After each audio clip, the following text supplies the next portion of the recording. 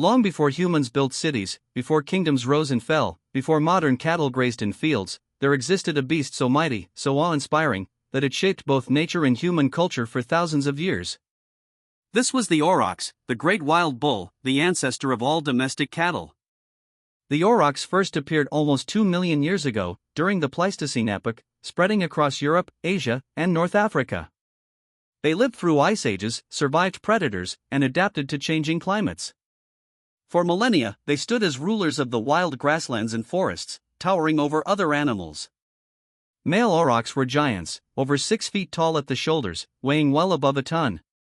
Their horns curved forward like deadly scythes, sharp enough to pierce predators or even humans who dared to challenge them. Their hides were dark and powerful, their muscles rippling with strength, their hooves pounding the earth like thunder. A herd of aurochs moving across the plains was a sight so breathtaking that even the bravest hunters trembled at their approach. But the aurochs were not just beasts of power, they were part of the living fabric of the natural world. They grazed on tall grasses, browsed on tree leaves, and shaped entire ecosystems by maintaining meadows and woodlands. Their daily rhythm was one of survival, feeding, traveling, protecting their young. Mothers cared fiercely for their calves, while males battled each other in thunderous clashes of horn against horn to win dominance and mates. They lived in herds, sometimes numbering in the hundreds, moving like rivers of muscle and horn across the land. At night, they would retreat to safer areas, forming defensive circles to protect themselves from wolves and ancient lions. But no predator tested them as fiercely as humans. From the very beginning, humans saw the aurochs not only as prey, but as symbols. In caves such as Lascaux in France, dating back more than 17,000 years, humans painted images of aurochs on stone walls.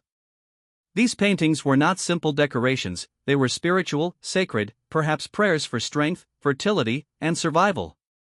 To the early hunter, the aurochs represented life itself, food, clothing, tools, and even inspiration.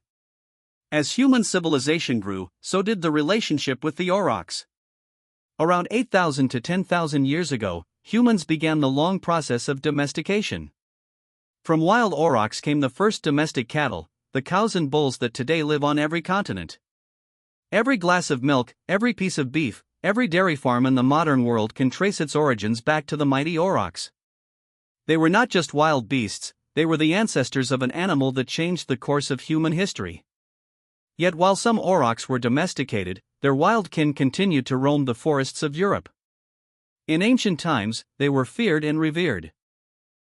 The Romans wrote of them, describing their ferocity in arenas and hunts. The Germanic tribes saw them as symbols of courage and strength, often carving their images onto shields and weapons. In the Middle Ages, hunting in aurochs became the privilege of kings and nobles. To kill one was considered an act of valor, proof of strength and status. Royal families even maintained special gamekeepers to protect the last herds, ensuring that only monarchs could hunt them. But despite this royal protection, the aurochs were in decline. Human expansion cleared forests for farms and villages, shrinking the land they once ruled. Domestic cattle spread diseases that infected and weakened their wild cousins. And above all, relentless hunting continued. Herds that once thundered across continents became fewer and fewer, reduced to isolated pockets in Eastern Europe. By the 1500s, aurochs were nearly gone. Only a few small herds survived in the forests of Poland and Lithuania, guarded carefully by royal decree. Gamekeepers recorded their numbers, treating them almost as sacred relics of a bygone age. But even this was not enough. The herds grew smaller, the calves weaker, the bloodlines thinner. Finally, in 1627, history reached its tragic conclusion. In the Jaktorów forest of Poland, the last known aurochs, a lone female, collapsed and died. With her death, a story that had lasted for nearly 2 million years came to a silent end. The earth grew still. The wild bull that once inspired cave paintings, shaped civilizations, and roamed across continents was gone forever. All that remains today are bones in museums, ancient skulls mounted on walls, and faded paintings on cave walls. Yet the memory of the aurochs has never died. Scientists, historians, and dreamers alike still look back with awe, imagining the thunder of their hooves and the fire in their eyes. In fact, some modern scientists are even attempting to bring back the aurochs through selective breeding of cattle that most closely resemble their ancestors.